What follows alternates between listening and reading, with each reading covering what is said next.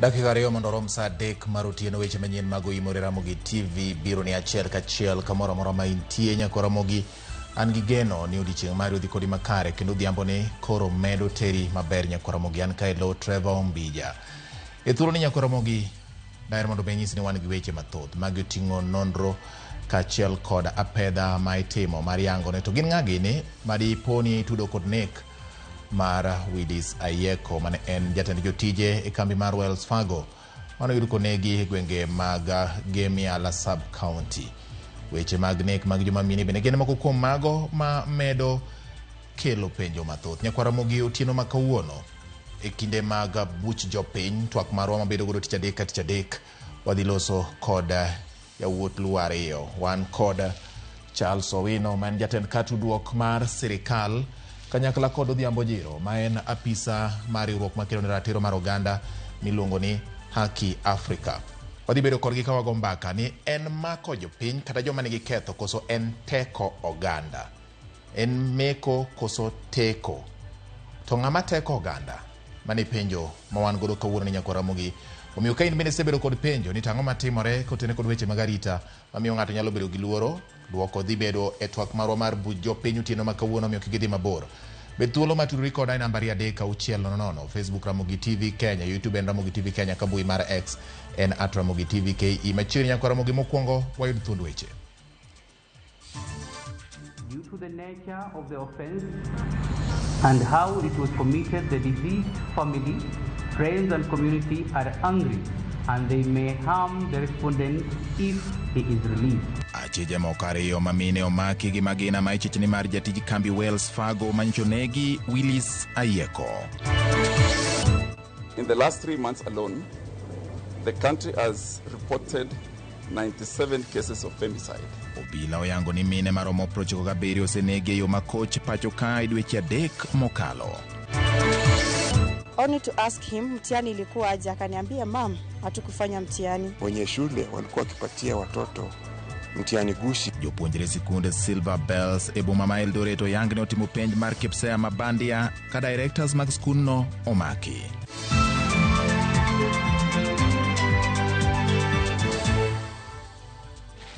Nyako Ramogi jaloko mare iluongo ni Elizabeth Otieno, nyinga en George Bati. Machiegni apisa mag okwach kich ondhiyo achije ariyo mamine maitudo kod nek mar apisa mar kambi mar Wells Fargo Willis Ayeko kendo yudogi kod bunde mane mar Ayeko. Ma timore e kinde ma chich machielo mane omaki odiochieng' manyoro Victor Ouma Okoth idhi ne sendo bila ma Kisumu Railways kuom ndalo 21 ka nonro pod dhi mbele. Lidio Keyo noluwo wach ni nyako Ramogi kendo ma e report. Pedha madhi mbele kotenre gi nek mar apisa kambi mar Wells Fargo Willis Ayeko.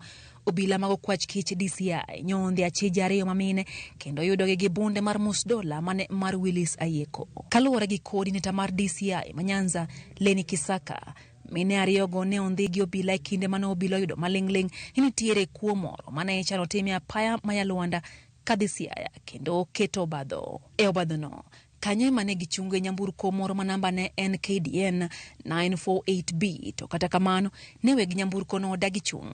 Kanyo mane achije go chako bayo magina e yamo. Gino mano ochuno obila fuongo tie nyamburko margi eka nyamburko no bayo yo mochunge bathapaya. Kisaka wacho ni achije go no wuok gi ng'wech kata mopondo kata kamano. Achich madichuo no kwepa moidha piko molal gi adhonde mag lisasi dende ka achije ariyo mamine no maki kendo no yudi gi bunde man kod risasi 11 ka nonro mag bunde go yudi kachal gi mar Willis Ayeko.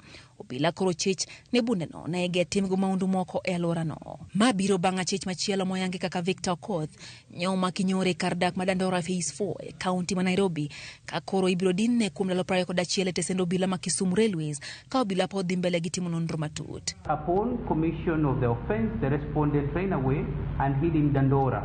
Furthermore, due to the nature of the offense and how it was committed, the deceased family, friends and community are angry and they may harm the respondent if he is released.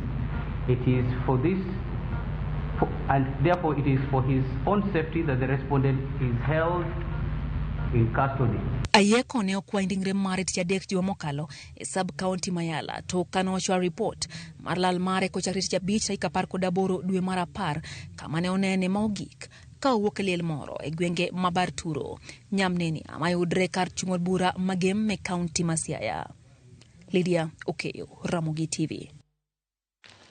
Obila oyangone nyaka sani mine maromo 97 senegi e dweche adek mokalo ka bende thoth buche ma ichwalonegi gi setimonegi nonro kendo twe acheje kata jonek ma itudo kod nek makamago. Magi owuok e sama ywak osegol ewi kwan mamalo mag mine ma inego ka isayo obila ni ok tim tijegi e timo nonro kendo mako acheje. Jafwambo marwa Linet Undi nigi ler mathoth.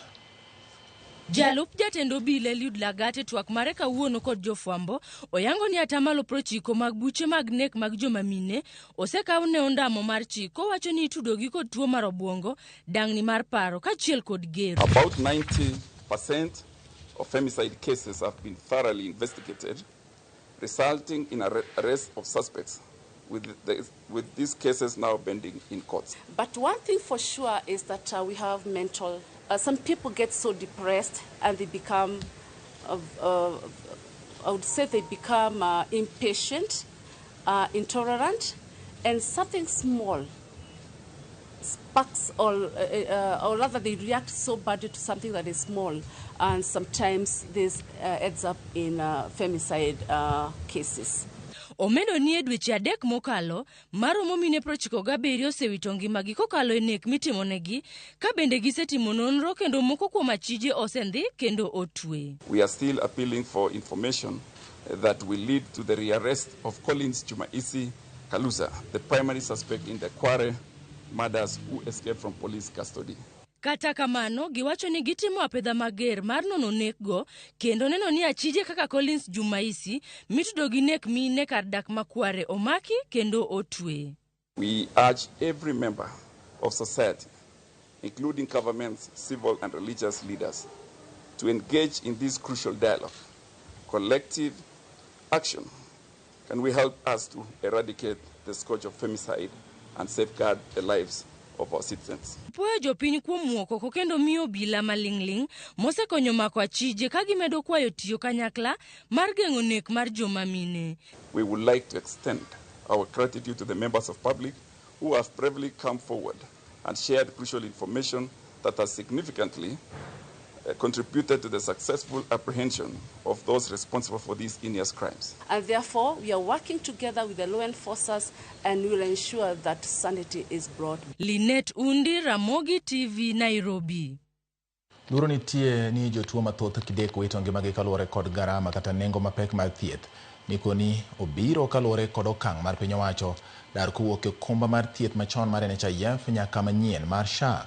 Jotuo koni piny owacho ne orikni e chako chenro manyien mar thieth kapok giyango ni otiyo e yo makare. Gino masani koro okelonegi pekni mar ute mag thieth sani dwaro ni jotuo ochul omenda maching'. Joja oko nigi ler mathoth wi wachni kowuok Mombasa.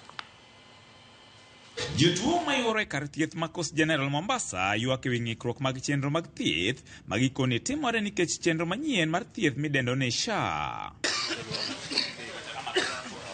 Ywak gi maduong' en ni koro idwaro ni gichul pesa ma aching'e ka giyud thieth kopogore kod kinde mokalo ma okumba mar thieth mar NHIF ne chung' ne chenro go to chutho e ute thieth mag piny owacho. Ok wane bere nikech ok okonywa.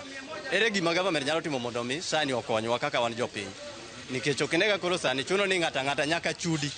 To chudo sami chudo nyiso ni japiny donjo fukone. Yuto mar ji ni piny. Ruto niende.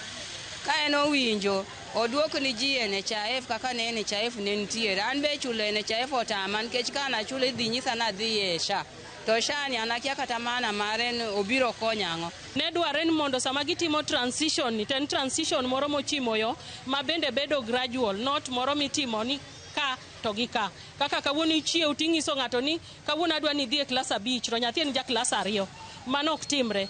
To kata bedo ni piny owacho e bwo migawo mar thieth koni ndikruok e chenro no en manyamonge, gikoni chenro no kawo kinde malach kendo jomoko wito ngimagi nikech kwamo mar chenro no.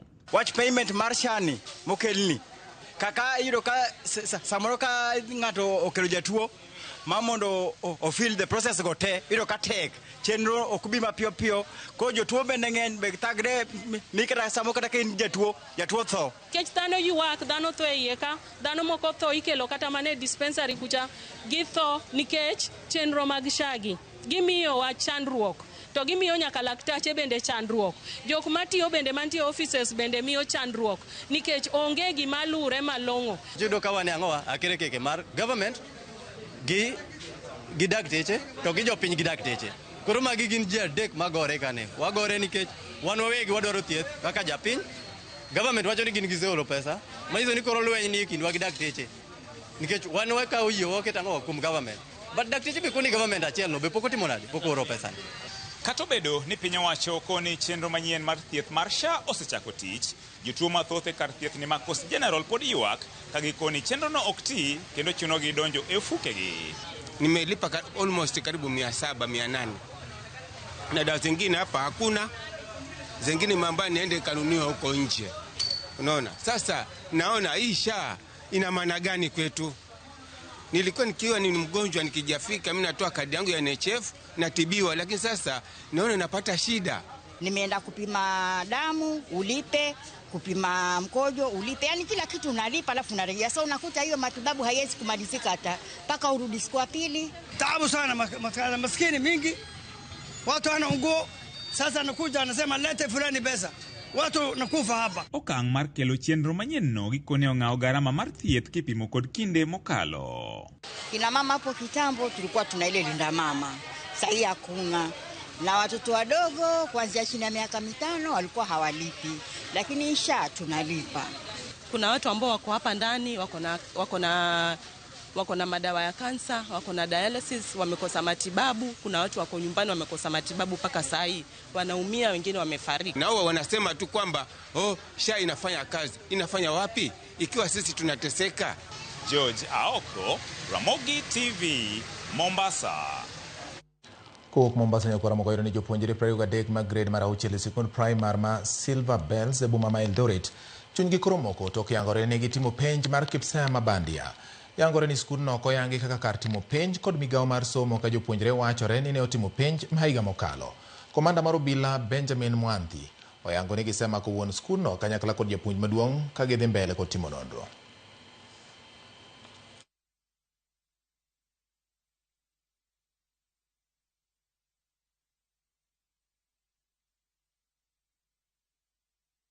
Only to ask him mtihani ilikuwa aje, akaniambia mam hatukufanya mtihani.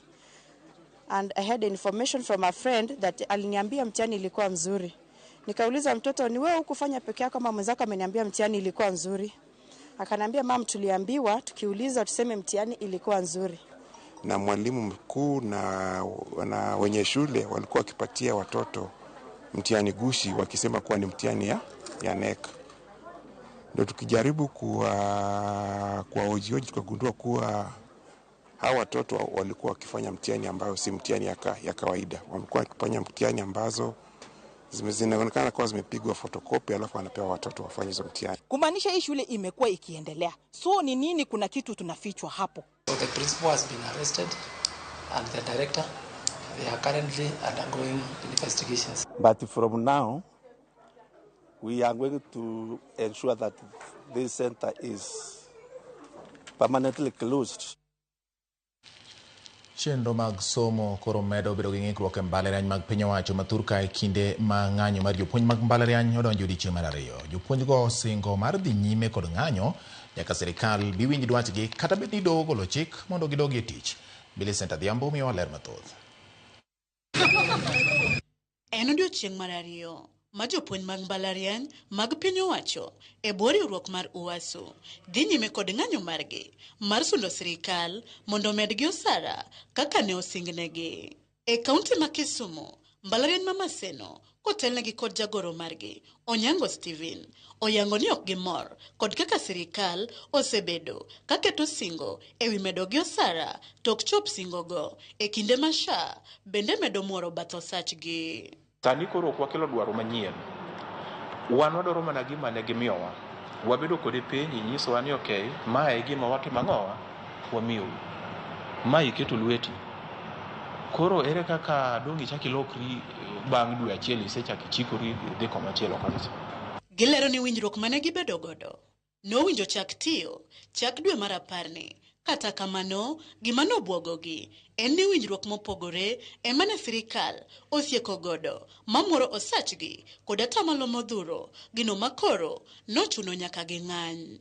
To nwawacho ni pesa ni nichulo dwe mar 10 immediately king'iyo return to work formula mano gima ne giketo. Nikech gima lit nwan ni dwe ni SIF kende osemayo lecturers pesa between 6,000 nyaka 30,000. Mbalariany ma Machakos bende ne okodong' chien e ng'anyo makamano ka gikoni sirikal oserem keto e tim winjruok mane giketo mar medogi osara gi atamalo 7 nyaka 10. There was a clause that said they were to increase the basic salary for all university workers by 10% from grade 10 to 12. After meeting with the government, they seemed not to change a bunch.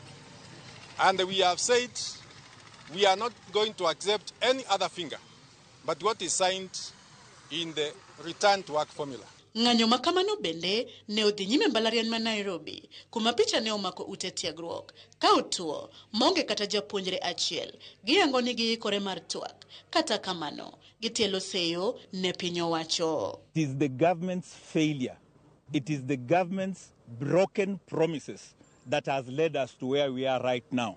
What we needed and what was signed and what was agreed is 9.6 billion. Any other figure being bandied around, I want you to understand that is the government's side trying to armstrong an agreed and already signed against return to work formula. Everything is shut down. And I want people to notice this is the failure of the government, not the lecturers. Jopuonjre to korka korgi yango ni ng'anyo no kelo ne ng'ikruok mokalo kalure kod ikruok manyocha giseketo gikwayo mondo sirikal ochul jopuonj kaka ne giwinjore. Here we are, students are paying school fees. Those who they say that are in band 1 are starting to pay rent. They are eating daily, and then we are not taught in schools, in the school. So we are very disappointed and really want the government to take a swift move so that the lecturers go back to classes. We don't want our term dates to be interfered with. Jopuonj ko koro buono mar dhi nyime kod ng'anyo. Ponono romo makawuono gibedo godo kod sirikal ok obiro nyago lemo. Tek ni buro ringo nyaka sama gine ma gichunge. Gine ma wacho nang'o gine ma gin gi key mar yawo dhodni. Wan waselore wan koni nyithindo ni kocha gi sirikal. Millicent Adhiambo, Ramogi TV. Kowuok e gwenge mag Kisumu kaachiel kod ng'anyo mar jopuonj mag mbalariany wayudo ni penjo mathoth pod medo gidore kuom jo-Kenya ni to poni jatend piny William Ruto owuok e pacho ka sani en ng'a monyalo wene kom mar tayo Kenya ka odhi e wuodhe mag tich e pinje maoko. Jopiny penjore ni to dobed jatend piny mothich Rigathi Gachagua koso en jalup jatend piny ma owal Kithure Kindiki.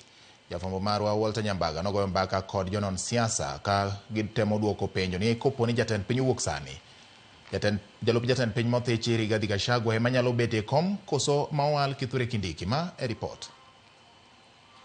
En mbaka masane gidore kendo weyo penjo mathoth kuom jo-Kenya man kod siso mar ng'eyo kit midhiero mokwako Kenya kikatiba. Bang' do chungo chamo mwa mar jalup jatend piny mowal Kithure Kindiki kutonde kod bura momake kod jalup jatend piny mothich Rigathi Gachagua e doho. Jo-Kenya ne kod penjo ni ponono jatend piny William Ruto ka gir kragi obedo kod wuodhe madhi e pinje ma oko en ng'ano manyalo kawo thuolone e yor kojolo gino ma janon siasa Kevin Osido nie kod paro mane. To gima miyo en moripo bed ni wene telo kata obedo ni en impeached kamano kata osegole to en ni chik owacho ni kapod kes ni nitiere e court kanyo kaka jatelo mar piny jalup jatelo mar piny en Mheshimiwa Rigathi. Mondo wayud kuku mar mbaka walimo janon siasa to kendo kil kamaloka Willis Otieno mondo miwa mathoth motendre kod kabinde jatend piny nyalo chwalo tich ne jalupne gisani to bende kod jalupne Willis machiegni. Mond kongo mondo wacho ni sani onge jalup ker mantie Kenya kae. Nikech kirango Gachagua jo bunge no sa thiche oko to court no chiwo orders ma chungo yiero mar ng'ama endo yiero manyien mondo kaw kareno mane en Kithure Kindiki. To koro gisani Kithure Kindiki pok okawo apis mar jalup ker. Koro ok nyal miye tich moro amora, ker ma piny ok nyal miye tich moro amora mondo tim mar ker. Ma kapo ni ker onge Kenya ka gisani, to jalupne onge manyalo tiego tich monego bed notiyo. Kapo ni obet ni kata ker onge ni ok nyal bet ni onge, to ng'ama king'iyo katiba nyalo bet ni tayo weche kuom ndalo mana 60 en spika mar bunge kende. E juma mokalo, od bura mar Senet ne ogwelo jalup jatend piny mowal Kithure Kindiki mondo ochop e nyim Senet mondo dwok penjo mag arita kwe e Kenya. Kata kamano, ne ok ochopo. Kindiki bende ne oneko chopo e nyasi mag kwale mar Masuja ka onge kod bendera mar jatend migao e gechene. Maling'ling bende oyango ne jatelono okichore gi chien e buche makuku mag jotend migepe. To an gima wuoro kabisa en ni to koro kaka mheshimiwa Kithure Kindiki ang'ono momiyo ang'o mamoni timo tije moripo bed notiyo. Kwa mfano ka en cabinet secretary mar interior, ang'o mamoni dhi e Senate koluonge Senate. Wapenjo ka bende deko mar chamuo mar jalup jatend piny mowal nyalo kelo midhiero moro amora pachoka.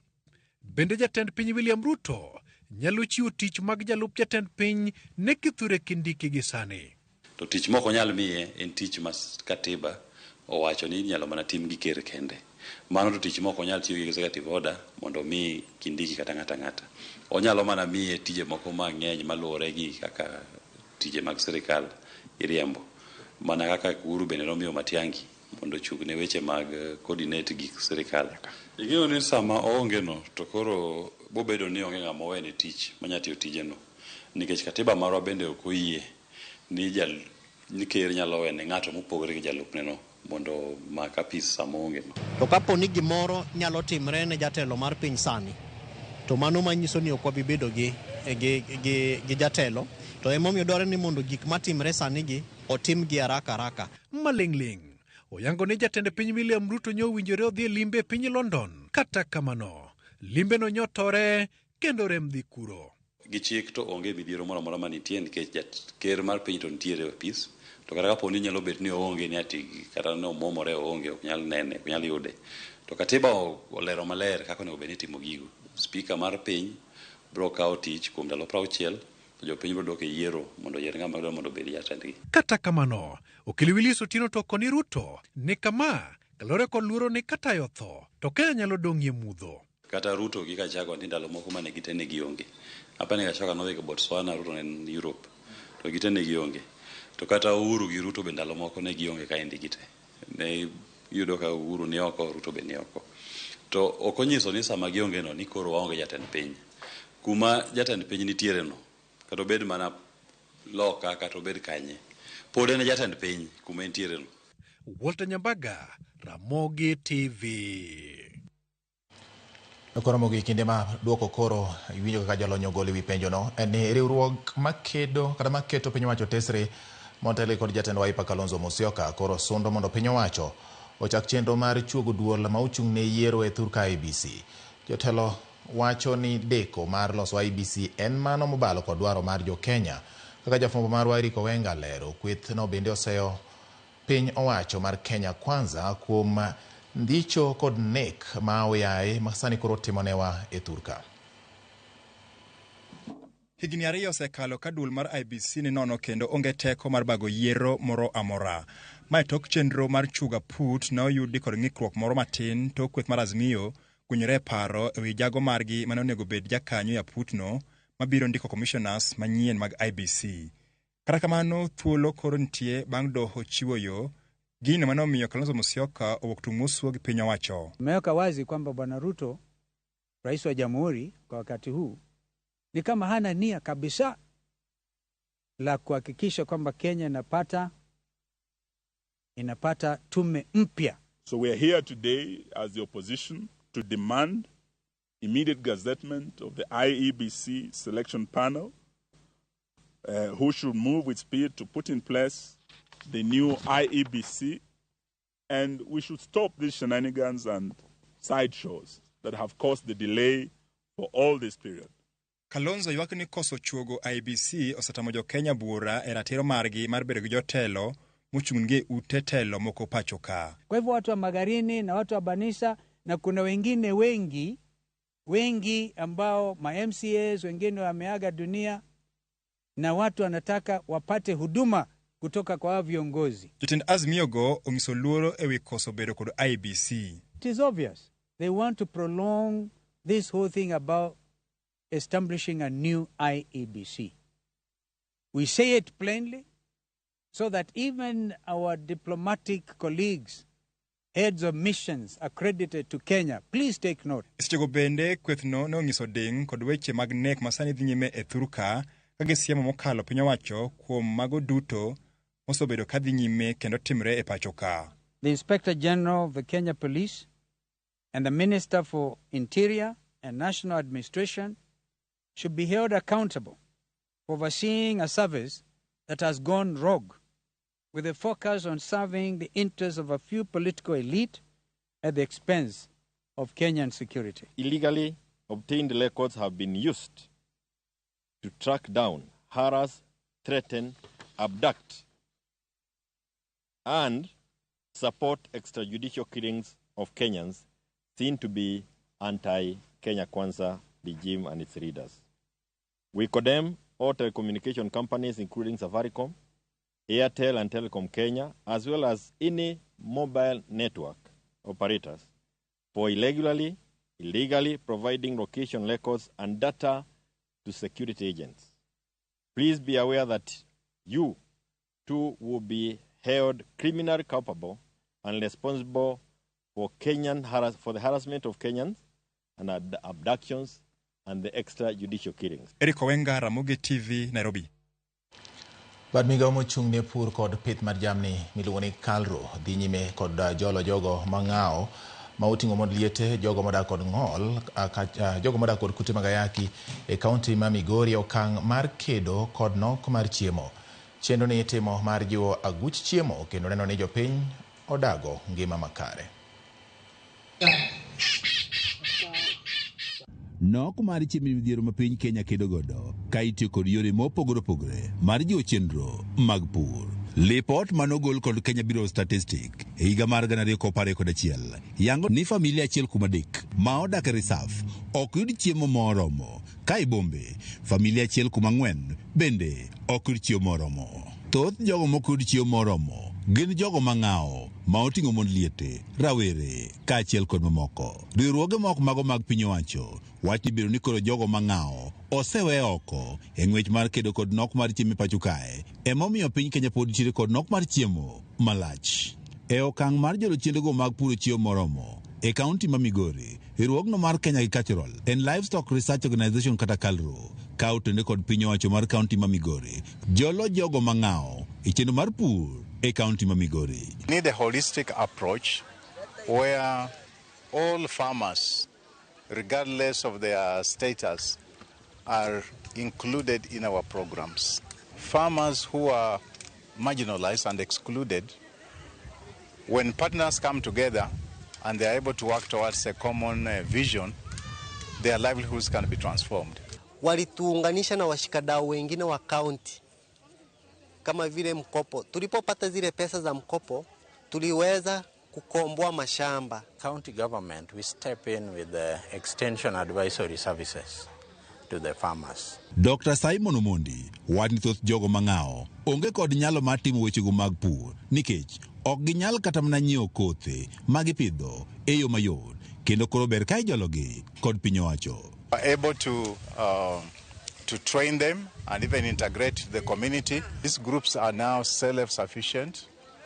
They have food stores in their houses. Omondi wancho negi dwaro mondo koro jogo mang'ao obede kata kod rundu maro matin e dala maginyalo pidhe alode mondo koro giduok kata mana piny omenda magitiyo godo e nyiewo alode. Farmers were spending on average 100 shillings per day, which translates to 3,000 shillings to buy vegetable. So with an intervention of vegetable, we were able to empower these farmers. E bwo chenro ni mar jolo jogo mang'ao e kaunti ma Migori, Kalro tiyo kod grubi abich ma oting'o mago mag ojende, mon liete kod kata jogo modak kod kutego mag ayaki e jologi. e yorego mag pur. Niko na shamba nalima 1 acre of nyota beans. Last season season haikuwa mzuri sana kwa sababu kulikuwa na mvua nyingi. Nilifanikiwa kupata magunia 5.5 ya nyota. Dr. Eliud Kireg Mendereka General Makalro wachni lek margi maduong' e bwo chendoni en jolo jogo mang'ao ka gimiyo gi puonj kothe mag cham kod kony mamoko mondo koro gibed okang' manyime mar golo chiemo moromo. Kireg wadni familia mathoth mang'ao e kaunti ma Migori pod ok nyal yudo gago didek odiechieng' achiel nikech nok mar chiemo gino ma gigeto tieko ka okalo kuom chendoni makawo dweche 18.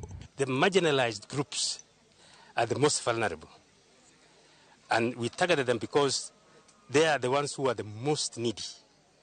And we thought that using our technologies, they can be able to improve their livelihoods, be able to get food and nutrition security, and be able to live a better life. E gwenge ma Kuria, nitie familia mathoth mang'ao machendo ma isiro kod Kalro osekelo lokruok e kit ngimagi. Tulipata kama lishe yetu ilikuwa mbaya. Hatungeweza kula kawaida kama wale wengine. Wengine tena tulikuwa tumebaguliwa kwa kijiji na hata kwa serikali kwa jumla. George Juma, Ramogi TV, Migori. Erokamano nyako Ramogi kuom keto Ramogi TV wakawo ywe marwa mokwongo dakika en 29 bang' saa 3 bang'e to koduogo gi weche mag tuke kaso donje twak marwa mar buch jopiny otieno ma kawuono. Kapok adhi yweyo no nyako Ramogi nokapat gweng' mano jojoyomba wacho ni awuoro pek piny. Ramogi TV ler sidang' e gwenge mag Gembar Sauri kendo ler ahinya. Erokamano Eric Omondi wuod Pefa kawuok Riat Kong'ow awuoro sirikal SHA olokore sia iriembo ji e ute thieth. Okay, mano pache kanyo ne ni makare ahinya. Rapogi Kenya Mkago ma Otis Tinga Oganyo mar Rapogi. Erokamano ahinya. Austin Nyakwar Onyalo kawuok Lela West Kenya Mkago wacho ni Ramogi ler kendo amoso mama Wanyaka Dem. Erokamano ahinya. Ma Dadi wuod Ogongo Katuma neno Ramogi TV maler ahinya to awuoro Kenya wani kaji inego kadhok yawa. Mano wach ma wacho. Okay, Bernardo Keyo Samaki kantiere Nyora Kadem wacho ni bati aneni kende yika kukelno weche manyien kendo aneni gi an ka kod jaoda iluongo ni Linet. Okay, erokamano ahinya bende kuom keto Ramogi TV e odhiambo ma kawuono. Jok ma bende diko na nyako Ramogi kang'iyo bathe koni sigla kaka medo donjo Shemutho ndiko na kao ng'isa ni bati greetings, I'm following closely the news kendo amor.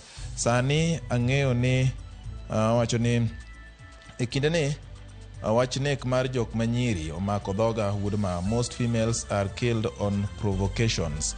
Wach machielo en chamo fair gi double dealing nyaka gibed mabor kod weche gi. But awuoro school ma omiyo nyithindo fake KPSEA. Mogik sirikal winjo kwayo jopuonj mag university jonyuol kod jopuonjre ma winjo marach. Ng'at ma wacho ni jatend piny kodhi oko to oweyo bedo jatend piny no conservatory orders mobedo kada mochiw gi high court oyiene Gachagua bedo kom nyaka chieng' moro gole oko kora yanga gi doho koponi doho biro timo mano. Okay, Ben Osia kono nena yo makare. Freda Bia Nyong'o bende nyisa ni entiere ka kendo mor. Injinia Obura wuod Rongo bende nena e yo makare. Japuonj Abruso chieng' mar Mawali Supermarket Sega gi Ukwala bende nitie ka. Mano wuod Nyamayanga en bende kono nena yo makare. Kasto kang'iyo kanya kwa Ramogi bende neno ka Opapa wuod Samanga Karachuonyo wacho ni en loks Ramogi TV gintiere ko Toronto Gardens Homa Bay Kindu Bay Road kanyo kendo gimoro anya Ramogi TV kagirito wendo mar giluongo ni Queen Babito chieng' tich abich kabenga suore mos to gibudho to mana Ramogi TV nyakwa Ramogi kinde ni we mondo awuog ka kendo kaw yweyo mana machuok ka duogo to wadonje weche mag tuke bang'e to twak marwa mar buch jopiny achiel kachiel.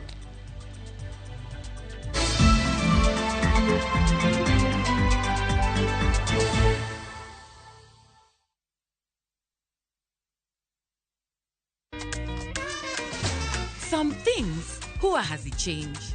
Kama ile family recipe auntie alipewa na shush. Kama kujenga mwili na kuharibu jina. Wacha kujaza chakula kwa mdomo, hakuna mahali kinaenda. Kama kulisha our favorites kwanza. Kama kujipakulia top layer. And welcome to Pecan Arena. Na kama ladha tamu ya chakula kilichoandaliwa na Rina Vegetable Oil. Now, some things huwa hazichange. Rina, 30 years za stories tamu.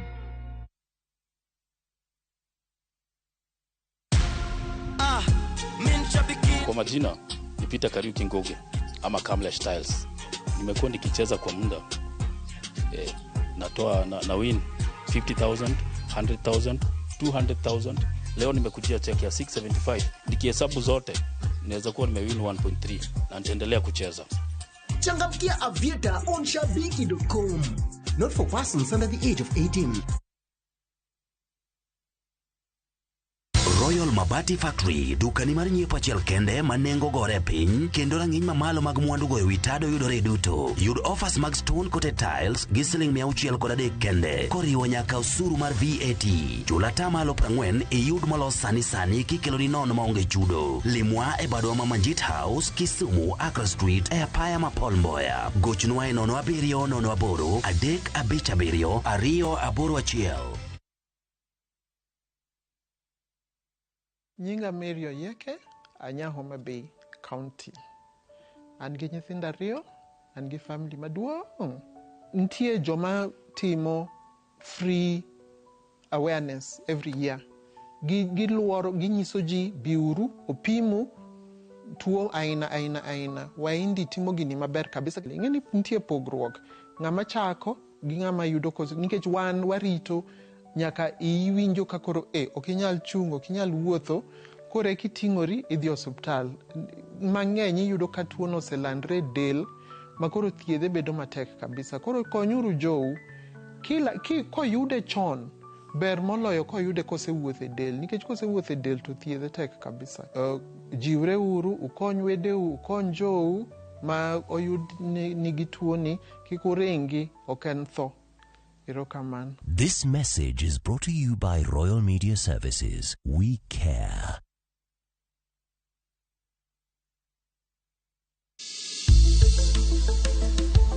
Ngimawa en gima duong' moloyo. Onego beni wang'eyo kaka wadak, korka chiemo, exercise, nindo maber. Wakelo ni achiel kachiel lakteche man gi lony mar arieya e weche ngima dhano. Kik wa discriminate ne joma nigi ndulume, to tikwa pandgi. Ng'eyo en teko. To kodok korka ngima mar del, bedo gi ng'eyo nyalo kelo lokruok maduong'. Wacho ni kendo Ruth pile ni e penj laktar kaindi. Chiemo watiyo godo mondo wageng' tuoche. Wabiro wuoyo gi ji e yo mabiro mulo chunyi kendo miyo pachi yawre. Obwongo gi del gin ga gigo motimre nade? Moriwore. Koro gimipidho obwongo mari luwore gi gino mipidho dendi. Riwri kod Ruth Otieno e penj laktar. Wuok tich nyaka tich abich, saa 12 odhiambo, mane Ramogi TV. Penj laktar. Ngima en mwandu.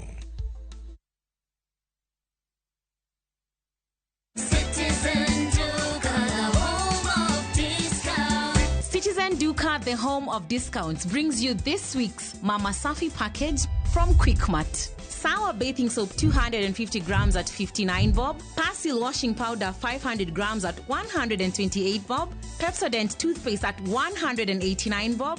Quick Choice tissue 4-pack at 189 bob. Packing bag 40 shillings. Ukinunua hii package ukitumia Citizen Duka, utalipa only 605 shillings, meaning utakuwa umesave 262 shillings. Piga *487*5# na ulipe saizi ka vitu bado ziko kwa stock. Citizen Duka, home of discount.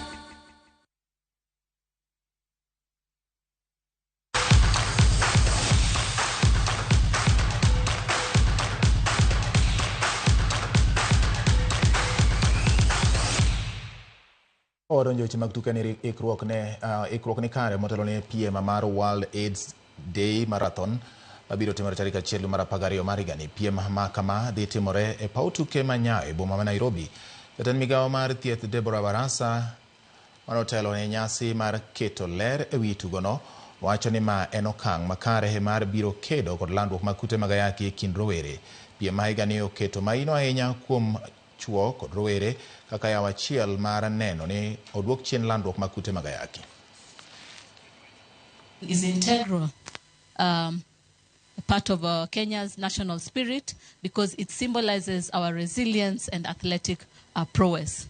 But again, today's marathon goes beyond this. It's a call to action in a battle we cannot afford to lose. The global objective, as we know, remains clear. We hope to end AIDS by 2030 and guarantee treatment for all people living with HIV, as well as preventing HIV new infections. The countdown is on, and we are committed to reaching this. Senator ma Mombasa Mohamed Faki okwayo od bura mar Senate mondo okony neno ni yiero mawang'ni mar FKF otimo yo makare ma ok obiro kelo achiedhnade ne Kenya. Faki molose od bura olero ni weche manyalo yware e do bang' yiero nyalo miyo FIFA ket kum ne Kenya, komedo ni chike owinjore oketi kendo luw e kinde yiero madhi timore Disemba mar higani. Mheshimiwa Spika, ni lazima swala haya yaangaliwe mapema, kwa sababu hatutaki masuala kama haya yarejee katika mahakama, yaweze kwenda na kuregesha wakati nchi yetu, Mheshimiwa Spika, inapoteza katika masuala ya michezo. Mheshimiwa Spika, itakumbukwa kwamba ukigusa tu FKF ni kama kugusa mlima, Mheshimiwa Spika. Kwa sababu FIFA kule Zurich watakuja mbio na kuweza kutetea FKF.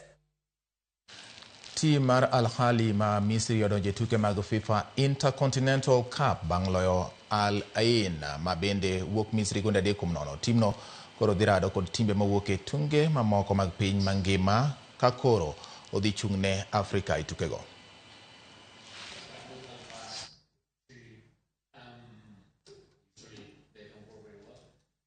Right there. So that moment of silence is about now.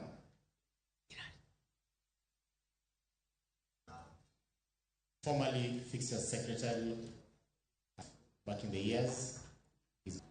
FC Leopold their certificates. Congratulations. I think it's very important, and that's why you realize that it's only the chairman and the CEOs that were invited for this course, because it talks about overall professionalizing the clubs. As you know, previously we assumed so many things, and that's why we were lagging behind as a country. We want our clubs to grow. We want them to change. We want them to professionalize. If they don't have this kind of training that makes them corporates, it's impossible. We have to grow the people in the clubs. The people have to grow their clubs, grow the fan base, commercialize, understand branding. This training is vital for that.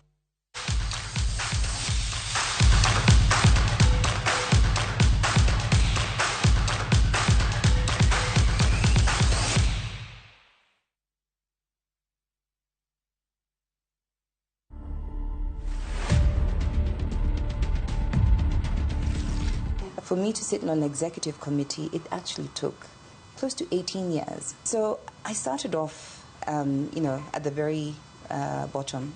The other day I did an interview where they said, what was your first paying job? And it was actually in a coffee shop. I could not understand how people could spend 250 shillings buying a cup of coffee.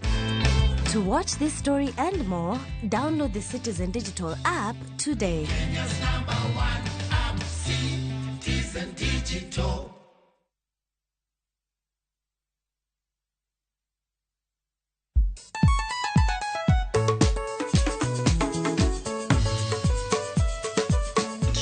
Teacher Beach, kocha kore sangwen wakelo ni ngoma mobedo pay design wakare. Ramogi TV biro kanyakla kachiel kod Ramogi Radio kama bende stima riwo record P. Yawanya wauntie kikubed mabor nyakoro mgenyen kech kai ekumi yudo gik mamit kabisa e Ramogi Night Disco. Maintain your position. Idi udakanyo kika fire gudi local instrumental wawachoni kete manaka. Teacher Beach sangwen otieno.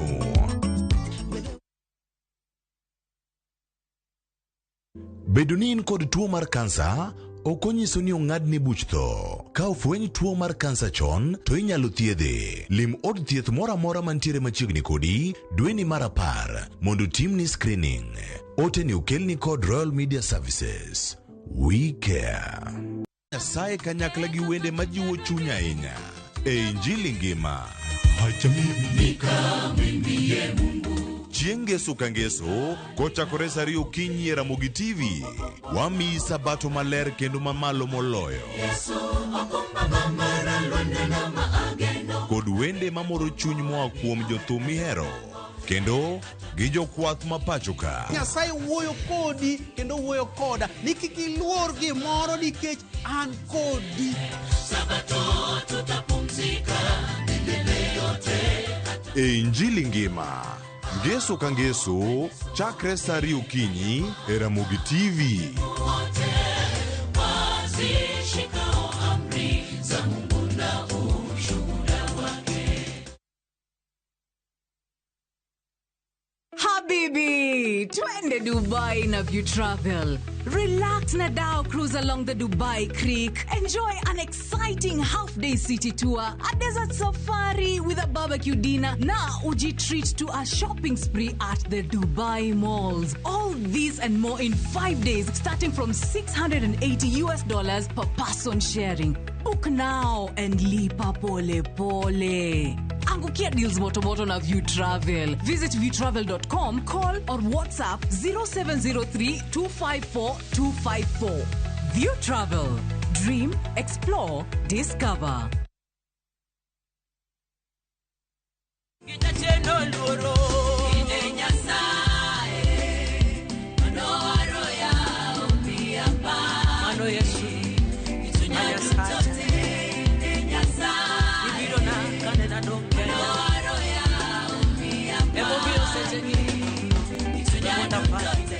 Mondo yud wen mara mar Inye Nyasaye, D *860 *419 hash.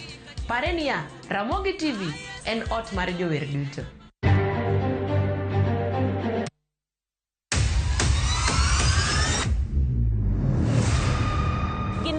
Makelo dongruok mopogore opogore. Don't speak on our issues as women. Let us be the one to speak. Kaka gikete ratil, familia kod tijegi.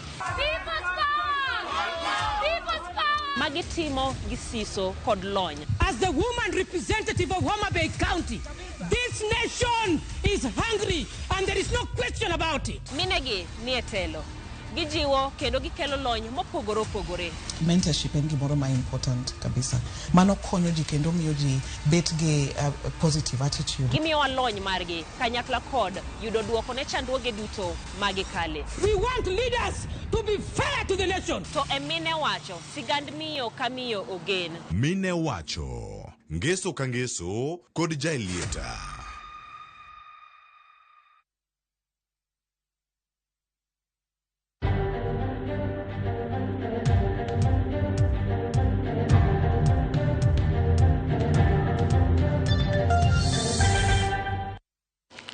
Erokamano nyakoro Ramogi kuom yiero Ramogi TV kendo kinde mar twak marwa mar buch jopiny koro chopo. An ka ilo Trevor Umbija nyakwa Ramogi, nyinge en George Bati. An kod wenda mondo wagoye mbaka wang'iye to wach ma osebedo ka nenore pacho ka mabende ji osebedo ka wuoye en wach mar yudo ka ng'ato maki tiwacho no maki yo magala gala ma ng'ato kong'eyo ni ang'o momiyo imake. Jomoko bende koni mano en teko kata ni teko jopiny kendo ilal kodgi. Penjo en ni en meko koso teko, imako ganda kose teko gi, to ng'ama timo ma dwaro mare en ang'o?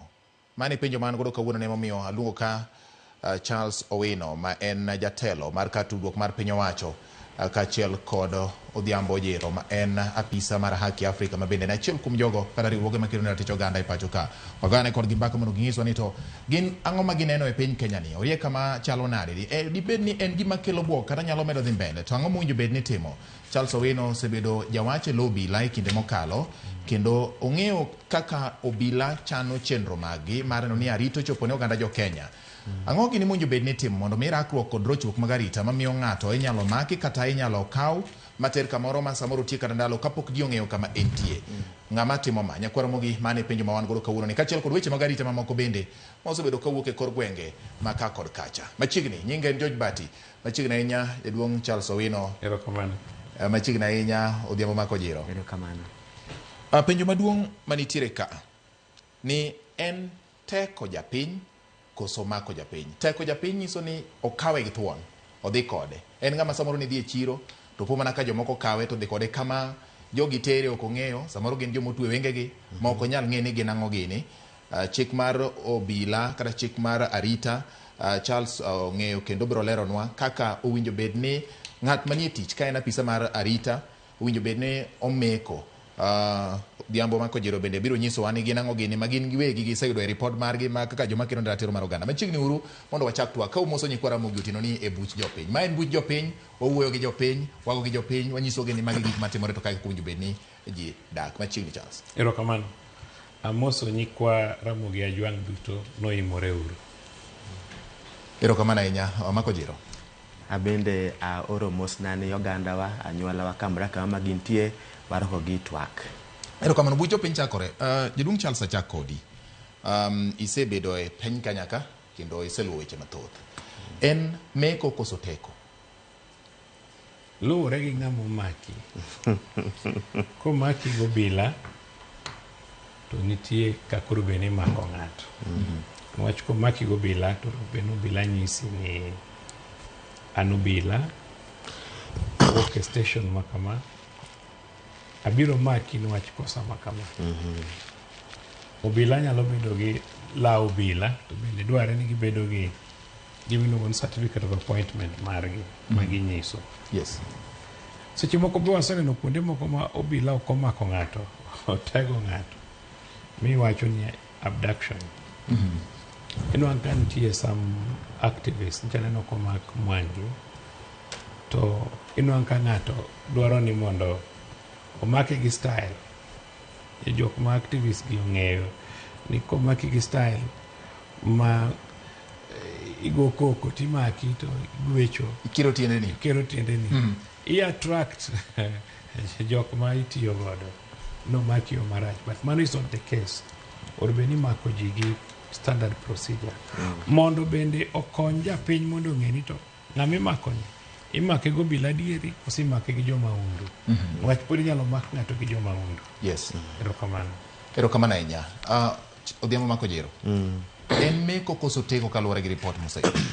Kaluwore kod report ma wan go, experiences ma wa jomo oteki ama jok momaki miyowa go feedback en ni chakruok weche mege Gen Z bedie.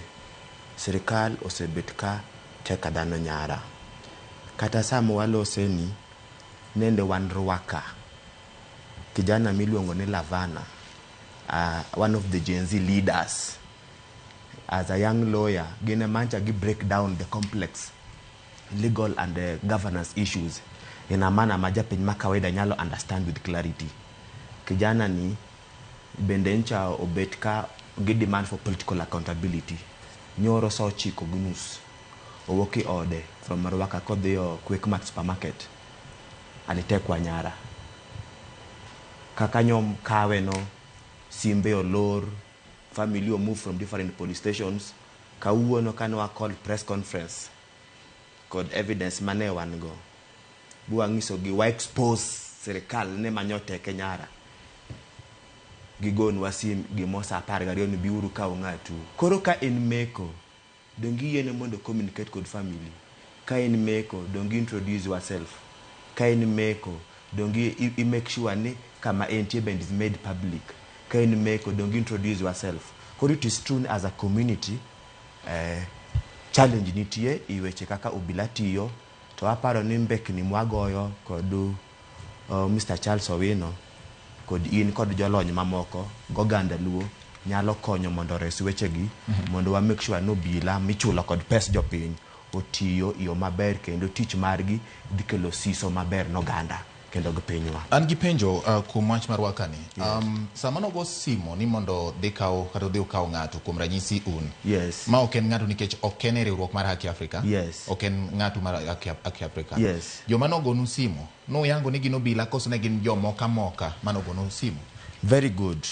My an a young lawyer, yes. My yakancho graduate ncho osano timo pupillage mare. To kanyoro bed abducted nyoro around Sochiko Ginus. To samanyo joka o abduct o ambush to oketo voice record on ko o communicate kod girlfriend mare. Koro penjo gin nyinyi ni nani? Mbona mjitambulishi? to within a few minutes to oorogi chataparo jo consensus no se oorogi then jo gozi mosim koro kaka nyo ido that information mano oron girlfriend mare the girlfriend mare activate because I'm the head of rapid response at Haki Africa. Yes. Ngisa ngata ma his life is in danger. I'm feel ni right make ihinyo. Ratiro mare ngato ketho. I'm the contact person mare the human rights organizations. Yes. With the bed Amnesty or bed Haki Africa. Ongeyo waseti kode mangeny Jaduong Charles. Koro in that process kawuono no amwan koro wadwa mondo we move to the next level mari inviting the media mondo we make this issue public nende wadhi at the end of the day bua report bende at Ruaka police station bua romo kod OCS owacho no ng'at la nonge kakanyo to koro wan kwa seidho gari koro wadok Nairobi nwachiche manwa the report nwa dhi kod family contact bende kochopo saa achiel to one of the family contact manwa weyo meno owadgi John Wesonga ogon sim ni ng'atun kabiuru kawo. Such unfortunate. Koro it is true ni abductions tumore to kopo na dier ne omake donge kana wacho mokuongo chande nugo be at least police introduce himself kendo police miye opportunity mondo communicate kod jogi kata kusechopo police station mondo communicate kod familia mare ama advocate make because the right of an arrested person is enshrined in the constitution. Koro it is true na abductions gitimore tok mana mano kende. But last time non kaka ni wachiwa whole list akina Japrado Giri manobed abducted, not arrested, abducted. One called akina Bob Jagi Giri muteko almost 30 days obed abducted kiwinjo mbaka mogoyo ni okinyal gombo mondo police officer obed buti because they are all evidence and indication no otek ginyara kod police and that's why we are saying ni mbaka maber mondo koro wang'ia nento moving forward wanyalo reform na our security system especially the police as an institution mondo police oti bochik to koti under the disguise of orders from above. Okay. Yes. Sawa, idoko penjo Jaduong Charles iwinjo gima Odhiambo wacho ni awinje ikawo ng'ato gi jomoko yangore kasto bang'e ipedhe imanyo kama entie to bang'e wacho ni obila koni ng'ato chiane nitiere kaka simbe nolor manyiso nang'o e piny mawachisa awinjo kodhiambo wacho ng'ato achiel Labana ing'en joma polis mako odiochieng' achiel ng'eny sana Kenya ka mzima iparo ni polis mako ji adi ido police meko the number mar meko nyalo bedo informed kod a lot of factors. Gima temo wacho any police mako ji mang'eny every day ji commit offenses mopogore opogore to goyo wadgi report ka police omake gik mwanene drama gi ok gin normal crimes gin gik matimore gi between activists and activists because kang'ani omak Lavana kiwacho no bed abducted otere aora koso tere ka police good nwach jogi naneno komak keter tere Kamkunji to police wacho ni otere Kamkunji maybe the manner momake emanyalo bedo ni looks different because of also resistance mang'ato bedogo ka imaki to be ni oblige. I don't think ni Mwangi inyalo dhi kaka police tinyise ni an police abiro maki. It's not possible. He's an activist. Gimodwaro en mondo show that drama kako make manewa most ginto gin jo haki giteteane jite but dwaer ni mondo kik wabed mana ni nitie specific people mawacho ni gibed abducted because every day police mako ji mang'eny police mako ji Kenya ka in a day moingo kata mana ji 200-300 in all police stations ng'at mokwalo gwend ng'ato ng'at mokwela normally gik mang'eny mimako ne ji jomogore but magi wawuoyo about specific 1 or 2 people mar activists magi be gidwaro ni meko gino obed gi drama iwinja and wanyalo name gi there are very many but gima nyaka wang'e en ni wan gi joma undu bende mabe mako ji. Koro nyaka wabed very careful. Odaher ni jo human rights otem mondo bed gi close relationship gi police. Kik ubed ni sa duto umiyo mana police image marach. Nwach kata sama itimo investigations, ng'ama present the scene of crime en japiny. To jo human rights gi oseketo image mar police gi jopiny obedo so bad. Yes, gitetea haki, which is okay, but gibede gi another side maginyiso go jopiny importance mar police. Because I can tell you, Thura, ni kata mana kamwa bete ni kaonge police okoka okonya bet. So police en necessary. We agree. So gimwa wacho en ni kopo ni police otimo marach, a particular policeman, that policeman or bedo dealt with. Mane momiyo wan gi gimiluongo ni Independent Police Oversight Authority. Mine is a civilian oversight over the police. Mondo excesses mag police obed managed. But gimadwa warn against any watem mondo wabed gi close relationship go bila. Kata kidhi e gwengu kantie police post. Ng'ano ma is bothered even the police post mondo most officer in charge of patrol base. Akeni bwana ni isedhi ka police daladi kiri dala. Mondo mose kata police idi nadi anemiluonga ni ng'ane ka udak nadi. Idi kaka ng'ama activist. Inga kaka ng'ama tiyo ne not activist, ng'ama tiyo ne Human Rights Society. Idhi ng'iyen to kata police gi be gidak humanly kata gwengu kama intiere. Be gidak maber nwach gin ga responsible. Wadwaro ni mondo human rights organizations girit mana conflict between police gi japiny kende. Wadwaro ni human rights organizations bendo tetee police. Wach police ni ema protect all of us. Kata sani nicho ne osiepna mabe watna maoda leo. Tineno what gima police temo, everybody is running. Police otimango. Police omako ji koso komako ng'ato. They're doing good work. So police nigi vital role. Okadwa gimoro ni every time kwa dhi kamoro. Ni to rach police kende emwa wacho. Agiso ji pile ni kata bishop be nyalo nyuolo jaricho. Nyalo bedo bishop maduong' mar Anglican. Inoga nyathini moro jakuo gweno. What can you do about it? Jogweng' ok nyal nyisi ni oyo kikibila no wach Yesu. Lando ne nyathini wach Yesu to tani. So ana medo mana wacho ni yes, wan gi cases moko ma police osetimo mistakes and oversight authorities ose deal with them. Kata mana police wegi imako gi tero gi e court because gin part of society. Right. To daher ni mondo was separate the bigger work, but police omako ji kata mana 10,000 kata giwie in a week. But wan gi case achiel mar activist mane kelo drama samimake ma sometimes not obedient. Okay. I don't refuse nitie cases moko mose mak ji e yore moko ma look peculiar ma orengo kodgi ma kata family ne kia nodhi kure asto bang'i wacho ni nodhi kanye ka police.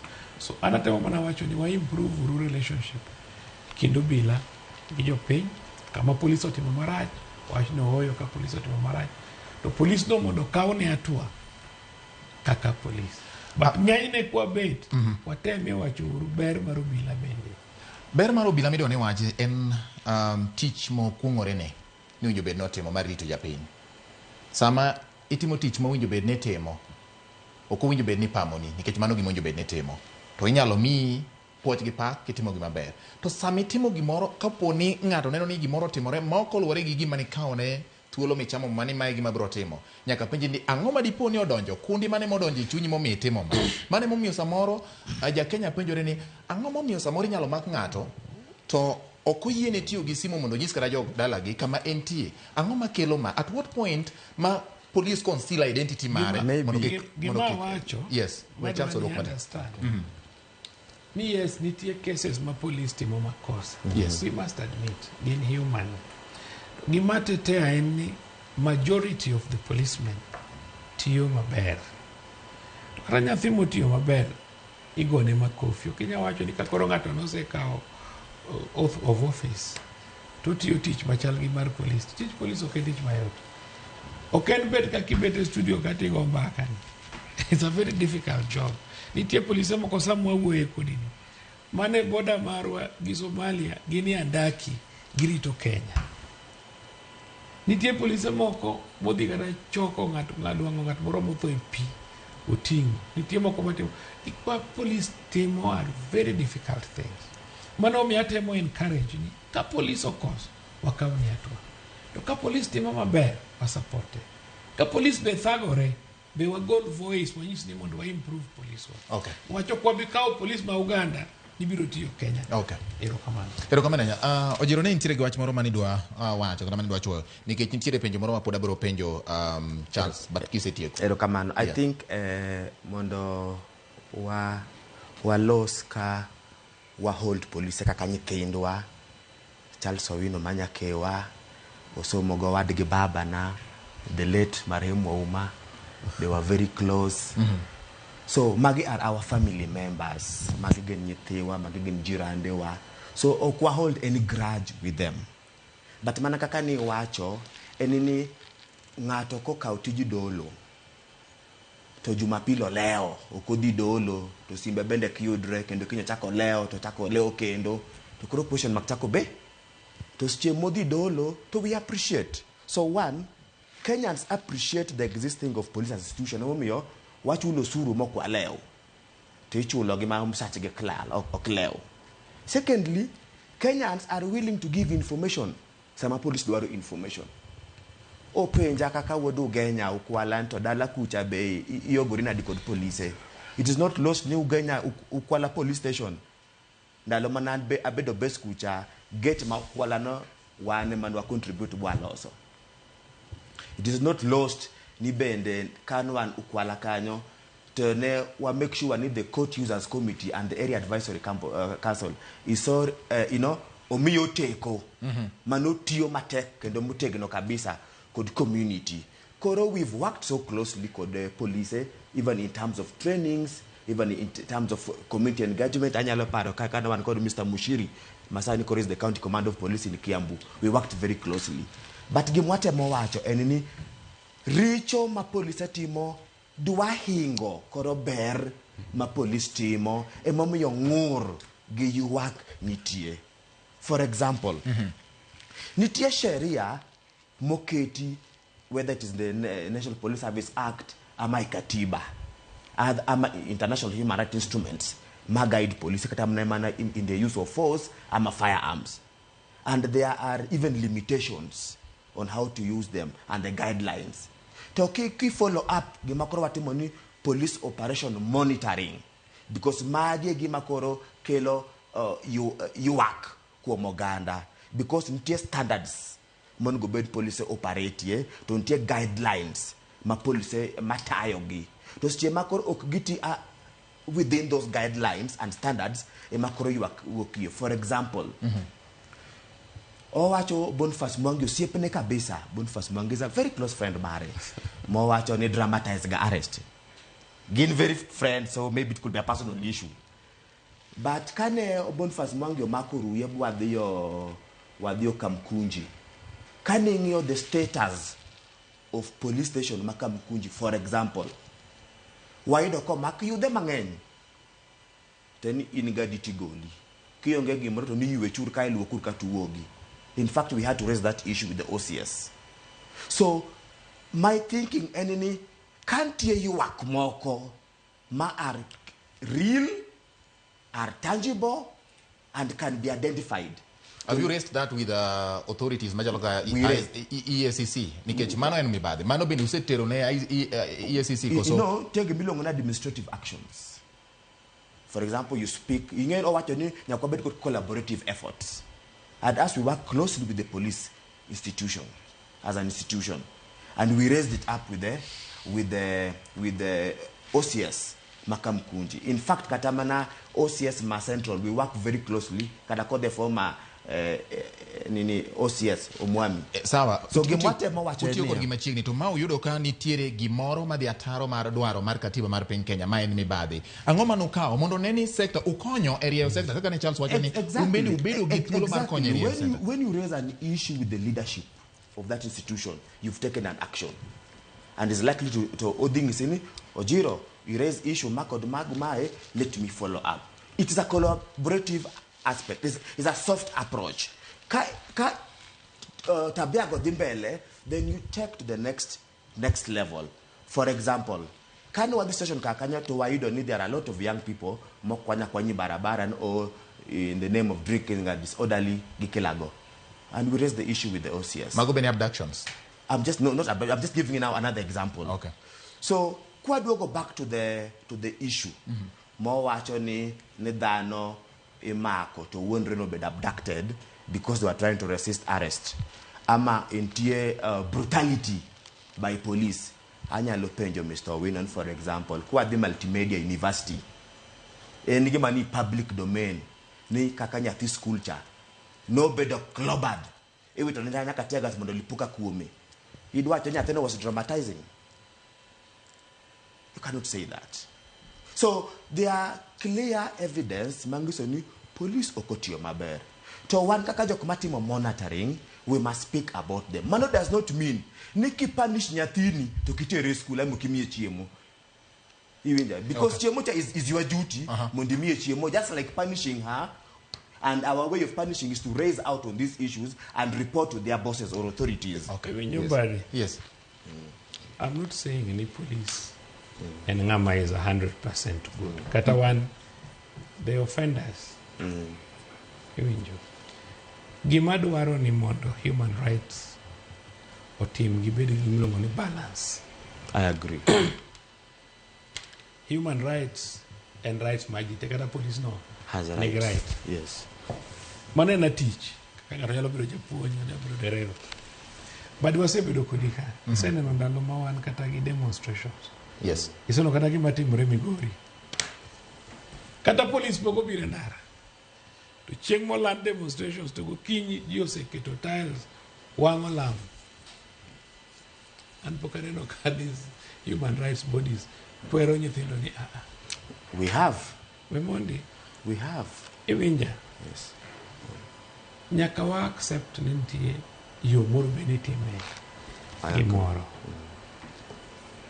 Nase wacho ni kata mana sama ji dwa timo demonstration nyaka iwach kata kidwa timo tero petition tiwacho ni wabro dhi Uhuru Park waluwo Valley Road wadonjo Haleselesi kwa Haleselesi wadonjo Parliament Road wadonjo Harambee Avenue wadhi OP watero petition.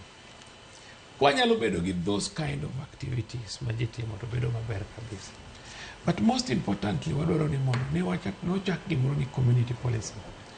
Wadwaro ni kata mana kidhi e gweng' moro urubeni jo gweng'no is aware ong'eyo officer in charge mari ong'eyo police man kanyo. Iwinja? Yes. Police en ng'ama onge kata puodho mopur. Osache be thin. That is the truth.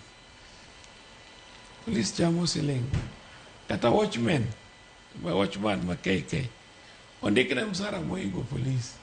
Lakini ng'e man. Yes. Kawuono kidhi register ja KK watchman. Tichaji mana 48,000. Bade aparo ni ng'e man. Watchman ma KK.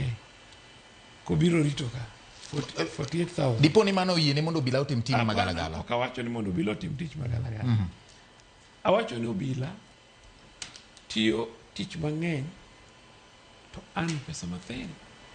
Ema penjo ni dipo ni koro pesa matin emomiyo koro yango donje tim man. Okawacho ni mondo donje timno. Nyaka ing'e wawacho ni jimot in a community kama police odakie.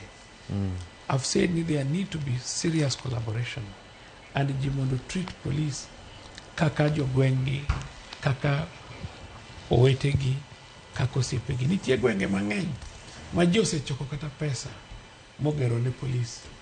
Okay. Kende ng'ama beyo, katimene beyo. Koyogore goganda, kendo tich motiyo, jopiny ohero. Bwana wacho ni richo mar police ng'eny. I wish Nine wanyalo kwayo police for just 30 minutes or 1 hour. Kaka jopuonj timo gacha mondo kik gidhi tich. Mondo ane ka bwana ni nyalo kata dong gi longeni. Longeni bro kuongo dhi kata ka sati pok odhi. But anyway, that is not the case. Gimana poda wacho en ni. Yes. Wawe blame police too much. Watiuru gi police. Okay. Wabed gi community policing programs. Ineno kata ka mutien. Un gi police mutiyo ka. Yes. Okawinjo ni gimako ng'ato e iye ka. Tich ma gibiro timo ka en security. But wa collaborate, wa support gi uru. Kama nitie problem wa watch. But motimo marach. Yes. To must be dealt with. Now, to groups mag activists. To wadwaro ni mondo human rights organizations. Otemo konye mondo also limit gi. Iwinjo. Inongo ka ng'ato en an activist. To yenye Twitter, o yenye X. Tie nyako moro kabiluongo nyinge. Yenye from morning to evening. Ena uchokozi after uchokozi. Omiyo, it is important mondo security mar piny is important. And okwanya bedo gi security mar piny maber kokwanya tiyo go bila maber. Okay. To ase wachonu ni onge kata mana family u minya wacho ni jite are 100%. To joma richo go must be removed, okay, must be dealt with. Charles kapoka amiyo ojiri thuolo. Thoth gik miwacho ni gin teko kata teko ng'ato. Yudo ka samoro ng'eny gi timore seche mag otieno. Ma ji ose-report kata jok momako ose-report gin seche mag otieno. Yudo ni samoro ng'ato wacho ni saa 8 mar otieno jomoko nobiro manye ot ka, saa 9 mar otieno jomoko nobiro manye ot ka. Ma en ng'ama achiel kuom nonro manitiere ni obila nyalo tiyo kod simu mar ong'we yamo mar ng'ato mondo ng'e ni ng'ane ni kama. To bende nyalo ng'ise ni wadwari bi etesendo obila nitiere wach moro mwadwaro kuomi mondo indik dhogi kuom giming'eyo wachni. Then japiny nyalo chiwore mondo bi. Nang'o samoro meko gi time chuny otieno? Ang'o makelo ma? Nitie joma ng'eny ma kinyise ni obi ok obi biro. Majority and ong'eyo joma gitiyogo especially activists. Okinyal nyiso very few activists minyalo luongo mabi e police station. Kata mana sani kata mana in kae ng'ato nyalo kwali. To kinya yude during the day. Inyalo mana manye so chiko, saboro. Iwinjo. Omiyo kinyal fault time modhi maki jakuo. Kata ng'ami manye. Inyalo maki anytime. And many a times no kimako jigotieno. No achachere magiseti mang'owa. Giretire back. Ong'we yamo inyalo luogo ng'ato. Be osemak go ji mang'eny. To joma jokwoge bong'e kaka tiyo. So kochuno ni in kwanyisi ni biro nyaki bi. Ka polisi onyisi kawuono ni bi nyaki. Nwachini gi tich kae. Kokibiro to ang' noriti e dho studio kati maki. So there is no way, but nitie ng'at moro ma ohinga mong'e kama intie. So nyaka wagri ni police timo tich matek sana. Sani wan kata gi wakora mang'eny makwalo kata ji M-Pesa, kwalo ji kure. Ineno ka tije go te omi police mondo lugi. So an gima wacho en ni wamed collaborate gi police. To wami tij police be nying maber. Anyiso ga ji pile. Ni kinyiso ng'ato ni tiye mochari. To all look down upon you ni tiyo kamarach.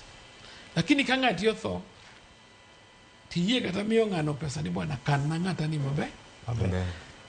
To because of me nying marach no tiye mochari.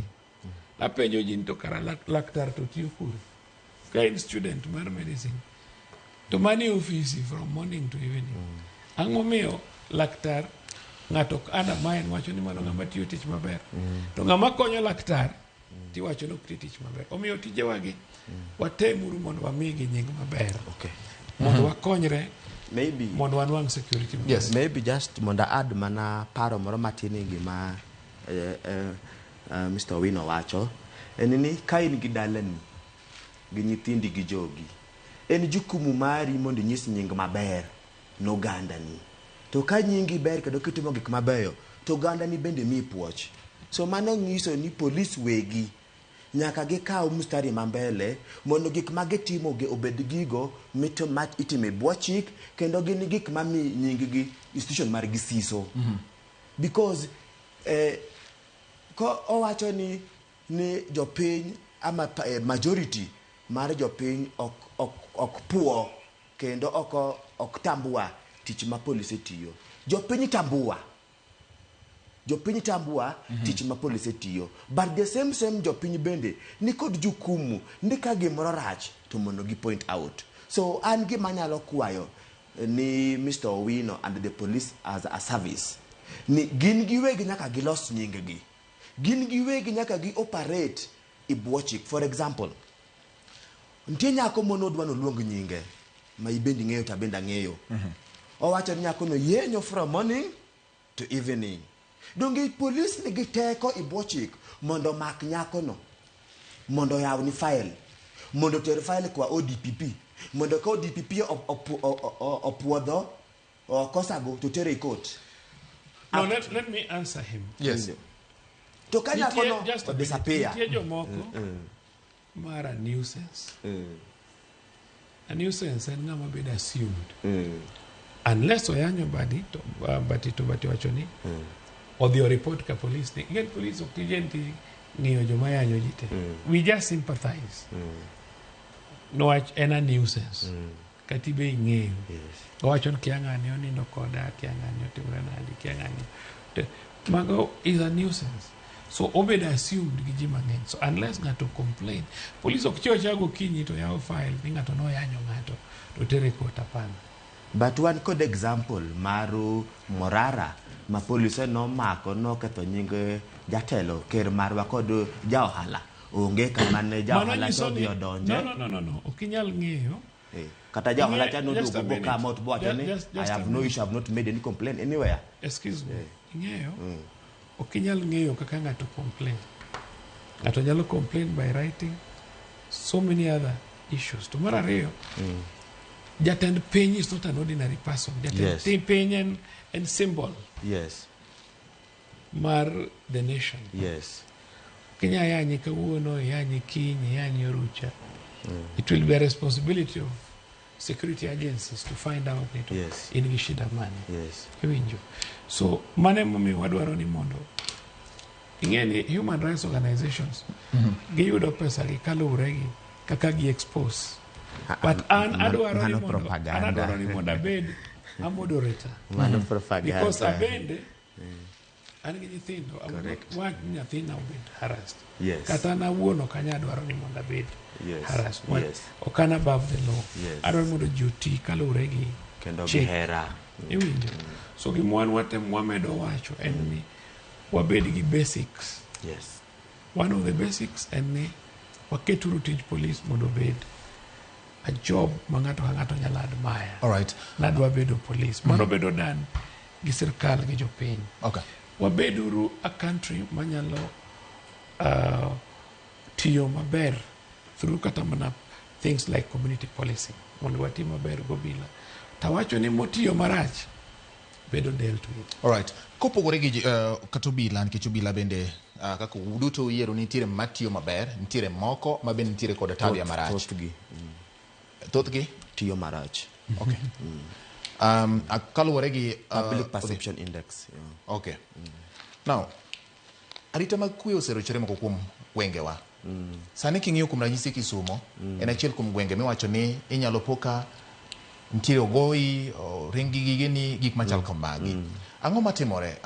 Charles, diponi police mana kaka niwacho gin overwhelmed koso giwere lwet nono ka watieko nikech giwacho ni weche mag maundu medore to kata mana joma timo maundu bende samoro lokore kaluwore gi riekni manyasani. Ang'o matimore? Sani? Yes. Ji dhi timo penj mar klas 12. Ji 900 gi wiye. Joma bro dhi e university ok bichopo ji kata 70,000. Ji bro dhi mar a small percentage. Ka odhi mang'eny ahinya to 10%. Tije joma wuok madwaro tich. Nitie jomoko mabe bro e primary. Jomoko be ai colleges, jomoko bende ai form 4. Kenya ka sani ji karibu 1 million mawuok oko higa ka higa kamanyo tich. To public sector main sirkal nyalo mana ndiko ji karibu 50,000 kende higa ka higa. Private formal sector nyalo mana ndiko ji 150 kende. Nyiso ni maximum wanyalo ndiko ji 200,000.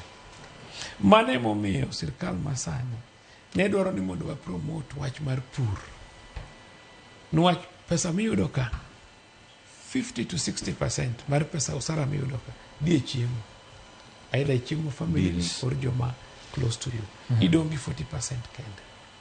Jok mok tigi puodho bok gidhi kata dala. Inonka yore mang'eny odhi e bar, odhi e shopping center. Giwuotho gibaya. Magi lack of employment to kod tiyo matek. Emineno kokelo wach mag mibadhi mang'eny. Inwang'o ka ji dwaro life ngima maber to gionge tich to gionge pesa. Mane momiyo sessional paper number 1 ma higa 1986 yes ka watiko chance nowacho ni mondo wa embrace agriculture to embrace gimiluongo ni small micro small medium enterprises MSMEs. Omiyo wach mar tich eminongo kokelo shida maduong' ahinya e wach mar managing crime in the country. Nitie gik mang'eny. Wan kaka jo Kenya nyaka walok siasa marwa. Nyaka wabed gi siasa wagolo kabila e siasa. An wabed ni komi ng'ato tich to wanyalo tiyo, wanyalo winjore tich. Kanyo cha sirkandi ni obiro. Sirkandi ni nonwang'o ka sirkal moro cha nokawo gope mang'eny. Omiyo sirkandi ne nyaka nwang' yo magigologo manosuru kuom japiny.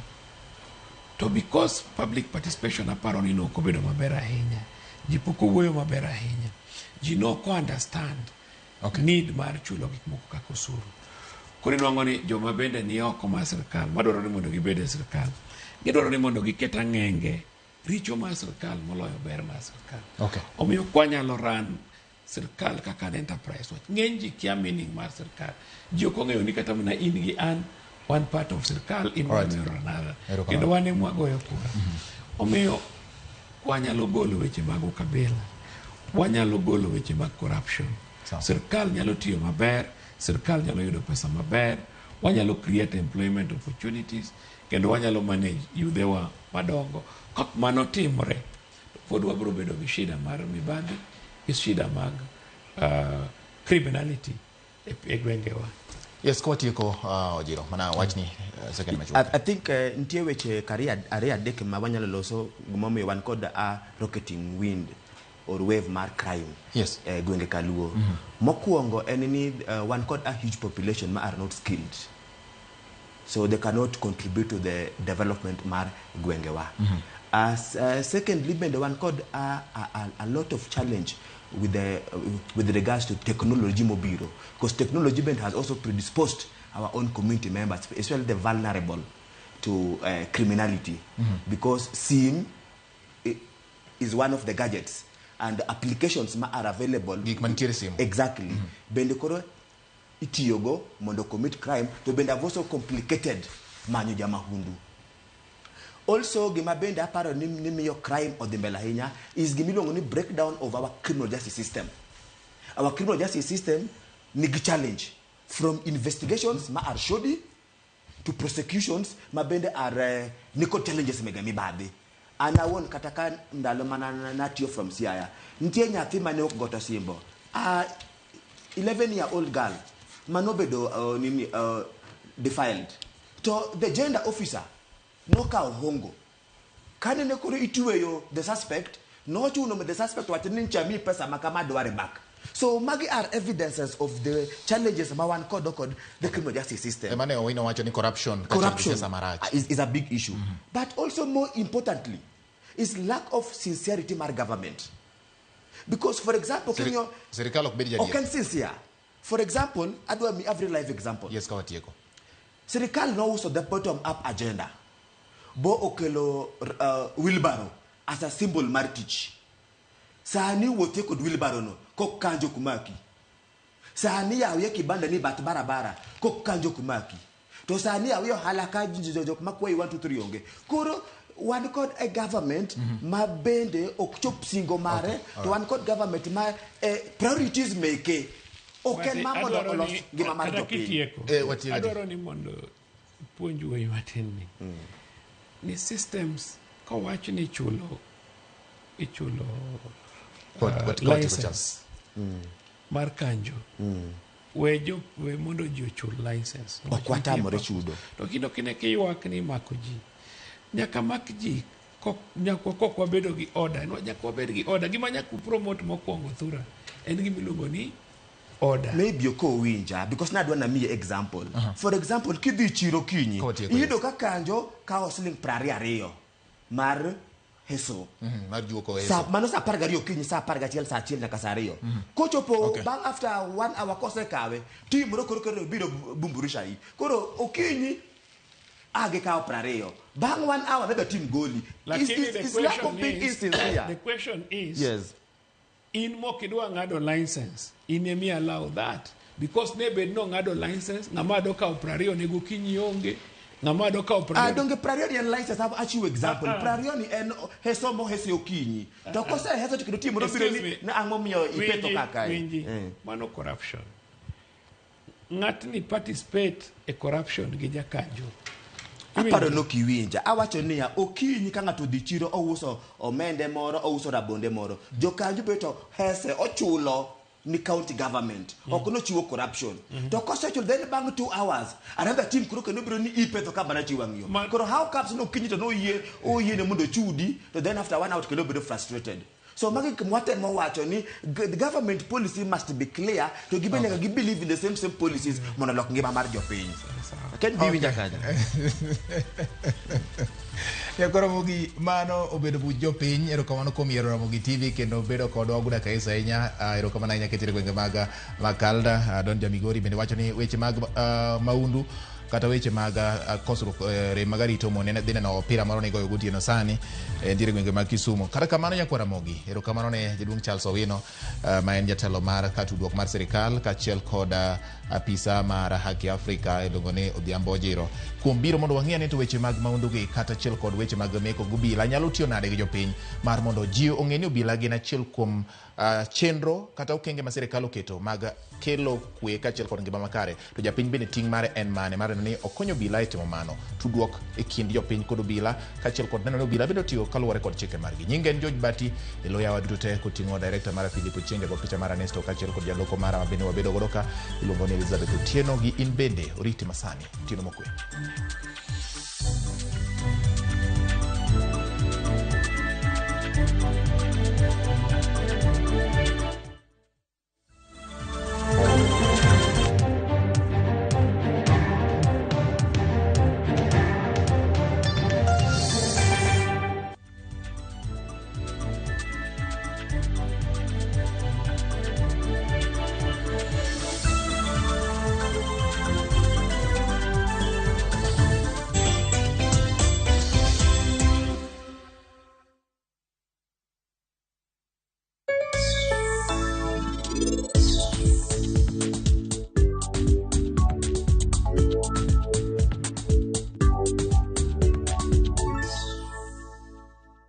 $1 en kun minyalo chamo go mena inyalo chamo go bambla inyalo chamo gi rech mbuta inyalo kata adho galia kaka adho marade.